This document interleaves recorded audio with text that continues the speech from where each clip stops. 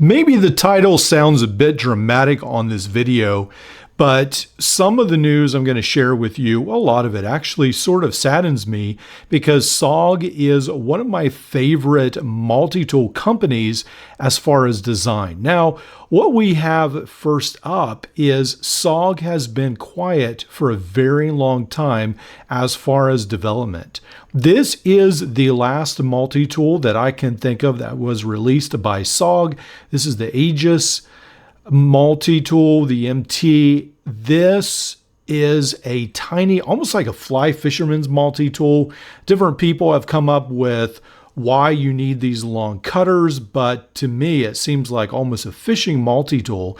It's cute, it's neat, it doesn't have any pocket clip, which is a little disappointing, but it does sort of just disappear in your pocket. It's neat, but SOG hasn't really been doing anything. They have a whole lineup of tools that really need refined. They need brought into the modern times. And this is basically all they have come up with, which in recent memory. So in the past year, this is basically it. That is really frustrating to me because I feel like SOG has so much potential. I really like their tools. I would love to see some new designs come from them, but we'll have to see if that is in the future or not. If you're a huge fan of seeing reviews of tools just like this, a Flash MT, like, subscribe. I really appreciate it. Now, one of the next things that is happening with SOG that is disappointing is AliExpress is really undercutting, underselling SOG, it seems. However they're doing it, they're managing to sell SOG power pines for about $25. They have resurrected some old designs like the SOG Crosscut. You can see it's marketed as SOG right here. It's on the DOKOYU store. They're marketing it like that. Now, again, SOG doesn't want to sell this anymore, so I guess maybe it's fair game if they still have all the machinery to produce this over in China. But it is a little bit unfortunate, especially when we see this tool right here goes for $16. Leatherman Micra is $50, but this tool is not that good. At least mine wasn't in the scissors. I think it's great for what it's designed for, but for what a lot of people want their scissors to do anymore, this doesn't cut it. So what we have is a bottle cap lifter. We do have this nail file of sorts. Perhaps this is, I guess that's a screwdriver of sorts at the end. Maybe if you stretch your imagination, we have the knife. We've got a set of tweezers, and then we definitely do have this flat edge screwdriver. Now, when we come to the scissors, this is where things get a little crazy. Now, usually with things like a bike inner tube, there is no problem with scissors, but this one struggles even cutting the inner tube. But it does struggle to cut heavier things that the next tool, for instance, scissors, or even Gerber, some of their scissors actually do a lot better. Now, again, it's good at cutting paper, so that's not a problem, but it's definitely not a high function pair of shears at all. So that's what's happening as well. We have a lot of tools on AliExpress. We have, I think the Power Assist is there. Again, the Power Pine is there for about $25. We do have the Reactor as well, and that's sort of cool because the Reactor was discontinued. It was replaced by the newer multi-tool.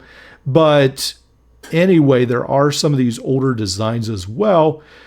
So I guess maybe it's sort of bittersweet. It's good to see some of SOG's old designs still living on, but it is a little disappointing to see the SOG Power Pine being sold so cheaply. It's disappointing, but at the same time, I do like getting a cheap price. But it makes you wonder, what is SOG doing? What will they do? Is there a future left for SOG? Now, when I say that I love SOG due to its design, what I mean is some of their designs just really strike my fancy. Leatherman majors a lot in the 4-inch frame size, which makes them money, and that's fine, but SOG has a lot of unique designs, and that's one of the things I love about SOG. Something like this, their SOG Sync belt buckle. I used to wear this all the time at work, sort of as a backup multi-tool. I think I'm actually going to get back to that as well. I really like that design. Things like the Paratool. So for a while, I wasn't a huge fan of this. It is a US made tool. SOG's tools began, obviously, or maybe not so obviously, but they were USA made. So the Paratool is a very unique design as well. And then the Paladin series, which for me, working in the trades, has got these wire stripper heads. Very unique tool set, especially for those in the telecommunications fields. Very, very cool. Basically one of a kind. There's really not many out there like this.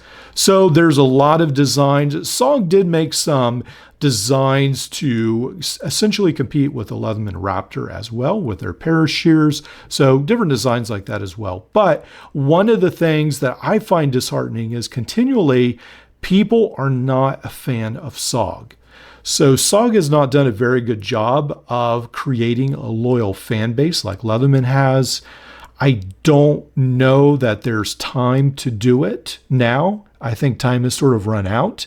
But consistently, if you look at multitool.org, the forum there's not that much traffic on the SOG pages. There's not that much interest. I even did a community tab poll, and again, the SOG pair shears were the least liked out of all of the options. So even the cheap Chinese clones are appreciated better than these. SOG really is up against a crunch because I feel like they don't have that fan base. They don't really have an identity. As time goes on, it keeps getting lost more and more, which is very, very unfortunate. So this last little tidbit is more conjecture than news. Take it with a grain of salt. But as I talk back and forth with John Holmes at Multi-Tool World, the Facebook group, make sure to check them out. Very interesting post. He has a great collection. He shares as well as many other. There's thousands of people there that like multi-tools just like us.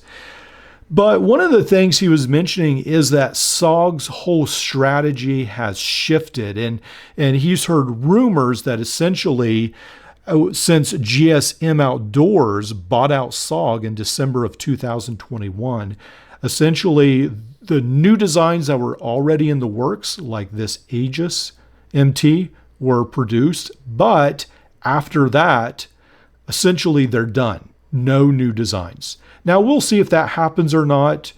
We're not really sure. We hope it doesn't happen, but that's what some people are rumoring that they feel like is happening, that GSM Outdoors essentially is just selling the current version of SOG. It will become like the Utica Tool Company from New York, where they sell like one multi-tool for 30 years. So SOG will sell whatever sells best, probably for the next 20 or so years, the same design. I hope it's not that case. I mean, maybe they'll keep most of the designs, but I hope that it's just not stagnating. But that's what some people believe is the future for SOG. Let me know what you think. I really love SOG. I love its designs. I love even its quirks sometimes. I have really enjoyed carrying the Power Assist. It's got an awful knife, but I have a keychain with a scalpel blade that really works in tandem with this rather. So that really makes a great partner. So even things like this right here, I really enjoy carrying. But let me know what you think. Is SOG over? Is it done? Or is there a bright future ahead?